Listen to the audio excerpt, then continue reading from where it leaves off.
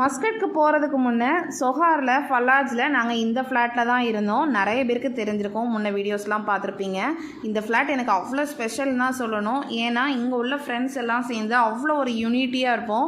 இந்த ஃப்ளாட்டை விட்டு கிளம்புறப்ப அவ்வளோ ஃபீல் பண்ணேன். ஆனால் மஸ்கட்லேருந்து இங்கே வர்றப்ப எனக்கு அந்த ஒரு ஃபீலிங்ஸ் கொஞ்சம் கூட இல்லை.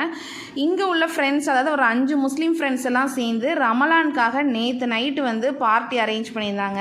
இந்த பார்ட்டியில் கிட்ஸும் லேடிஸும் மட்டும்தான். ஸோ என்னை இன்வைட் பண்ணியிருந்தாங்க. இங்கே வந்து 3 வகையான பிரியாணிங்க, 3மே அவ்வளோ சூப்பராக ரொம்ப டேஸ்டியாக இருந்துச்சு. கூடவே வந்து நம்ம ரமலானுக்கு என்னென்ன பண்ணுவாங்களோ அது டிஷ்ஷஸ் எல்லாமே பண்ணியிருந்தாங்க. நம்ம ஊர் ட்ரெடிஷ்னல் வட்டலாப்பமாக இருக்கட்டும், அதுக்கப்புறம் கடல் பாசி வச்சு பண்ணுற புட்டிங், மெயினாக வந்து ஷீர் குருமா, இது எல்லாமே ரெடி பண்ணியிருந்தாங்க.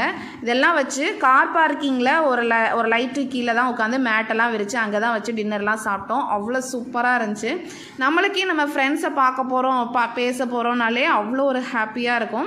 பசங்களுக்கும் எல்லாரோட நேமும் நல்லா தெரியும். ஸோ அவங்களும் நல்லா வந்து ஹாப்பியாக என்ஜாய் பண்ணிகிட்டு இருந்தாங்க. நேற்று வந்து ஸ்கூலில் ரெகுலர் ஒர்க்கிங் டேங்கிறதுனால டைம் வந்து ரொம்ப ஸ்பெண்ட் பண்ண முடியல.